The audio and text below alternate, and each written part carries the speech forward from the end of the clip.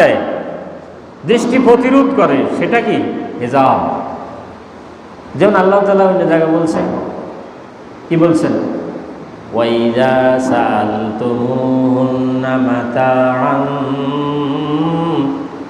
ও পুরুষেরা তোমরা যদি নারীদের কাছে কিছু চাও তাহলে ফাসআলুহুন্না মিন ওয়ারাই হিজাব, তাহলে তাদের থেকে চাও হিজাবের আড়ালে থেকে। হিজাবের অপোজিটে থেকে, হিজাবের অপর পাশে থেকে। ওয়ারা মানে অপর পাশ, পশ্চাৎ, এগেনেস্ট, পিছনে থেকে কি করো? এখন খোলা সব উঠানে, সব বাড়িতে,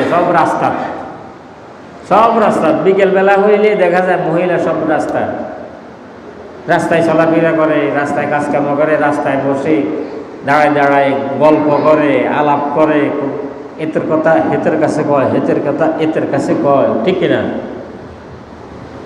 কয় না? তাহলে এই আল্লাহর এই আইনটা পালন করার পরিবেশ তো আমাদের দেশে কায়েম হচ্ছে না। কোনটা?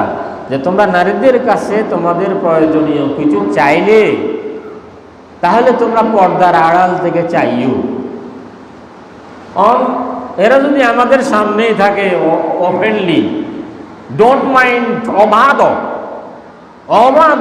এবং ওপেন, সব খোলামেলা আমাদের সামনে, তাহলে সেখানে তো আমি এই আল্লাহর এই আইনটা পালন করার কোনো স্বরূপ আসেনি। আর কেনই বা আল্লাহ এরকম কথা বললেন? তা আল্লাহ তো দেজা মাইন্ড ভালো না, ঠিক কিনা? নাউজুবিল্লাহ। আল্লাহ কেন, এখানে কি সমস্যা যে মহিলাদের কাছে কিছু পুরুষেরা চাইলে, তাহলে না চাইলে তো কোনো প্রশ্নই আসে না। কোনো কিছুর দরকার না থাকলে তাহলে মহিলাদের সামনে যাওয়ার তো কোনো প্রশ্নই আসে না। যদি প্রয়োজন থাকে তাহলে সামনে যাওয়ার জন্য তোমাকে দুইজনের মাঝে হিজাব কায়েম থাকতে হবে। এটা আল্লাহর আইন, আল্লাহর হুকুম, কথা ঠিক কিনা? এই জমিনটা কার? আল্লাহ। তাহলে এই হুকুম পালন করতে হবে কার? আল্লাহর হুকুম। এটা জমিন যার, হুকুম তার, আমি যার, হুকুম তার, কথা ঠিক কিনা? কিন্তু আসলে আমরা কোথায়? আমাদের ইসলাম মনে করি টুপি মাথার দিছে, দাঁড়িয়ে রাখছে, আর নামাজ পড়তেছে, তসবিহ পড়তেছে। বেটিরা দেখা যায় কি এই সকালবেলায় যে রাস্তায় আড়ে, ডায়াবেটিসের আড়ার সময় হাতের মধ্যে তসবিহ একটা রাখে, ঠিক কিনা? কোনো মহিলা, কিন্তু তার গায়ে হিজাব নেই, বোরকা নাই, ঠিক কিনা?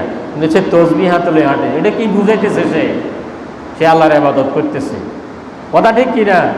সে আল্লাহর ইবাদত করতেছে, বুঝাইতেছে, মানে আমাকে আপনাকে ধোঁকা দিতেছে যে ওই মহিলাটা ভালো মহিলা, এই মহিলাটা হলো ইবাদতকারী মহিলা, কিন্তু সেই দিবালোকে আল্লাহর হুকুম পর্দা ফরজ লঙ্ঘন করে চলছে আর আমাদেরকে ধোঁকা দিচ্ছে, কথা ঠিক কিনা? সুতরাং যারা নিজকে মুমিন দাবি করবো আমরা, কারণ আল্লাহ রাব্বুল আলামিন ডাক দিয়া বলেছেন, ইয়া আইয়ুহাল্লাযীনা আমানু, হে ঈমানদারেরা বলছে, হে হুজুরেরা এটা বলে নাই। আমরা মনে করি পর্দা খুশিদা এই সে, এটি তো হুজুরদের কাজ, এটি তো আমাদের কাজ না। কি আমরা মনে করি না যে পর্দা তো হুজুরের বউ হলে পর্দা করানো লাগবে, হুজুরের বউ না হলে পর্দা করানো লাগবে না, আমরা এটা মনে করি, কথা ঠিক কিনা? আল্লাহ রাব্বুল আলামিন বলছেন, ইয়া আইয়ুহাল্লাযীনা আমানু, হে ঈমানদার বান্দারা।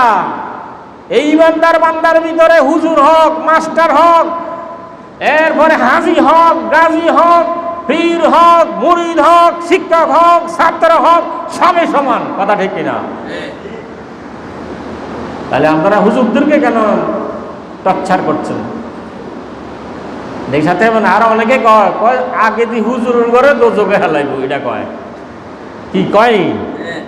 হুজুর ঘরে দুধ দিয়া দোজো ঘুরাইব আগে দিয়া। তাদের অপরাধটা কি? তারা আল্লাহর হুকুম পালন করতে চায়, আর আল্লাহর হুকুম পালন করতে বলে, এটাই তো অপরাধ। তাহলে এই অপরাধের কারণে জাহান্নামে নেবে? হ্যাঁ, কথা বলেন না কেন? এই কথাটা বিশ্বাস করলেন? এগুলি হইল হিংসা পরায়ণের কথা, ঠিক কিনা? এগুলো হলো হিংসাত্মক কথা, হিংসাত্মক আচরণ, অমানবিক কথাবার্তা, অসাধারণ কথাবার্তা। এগুলি এই ধরনের কথা বলা নাজায়েজ, হারাম কথা, ঠিক কিনা? অথচ আলেমদের ব্যাপারে আল্লাহর নবী বলেন, ওয়াইন্নাল আলিমা লা ইস্তাগফিরু লাহু মান বিস সামাওয়াতি ওয়াল আরদি। ও জেনে রাখো, একজন আলেমের জন্য আসমান এবং জমিনে যা কিছু আছে এই সব কিছু তার জন্য ক্ষমা চায়। তার জন্য কি চায়? ক্ষমা চায়।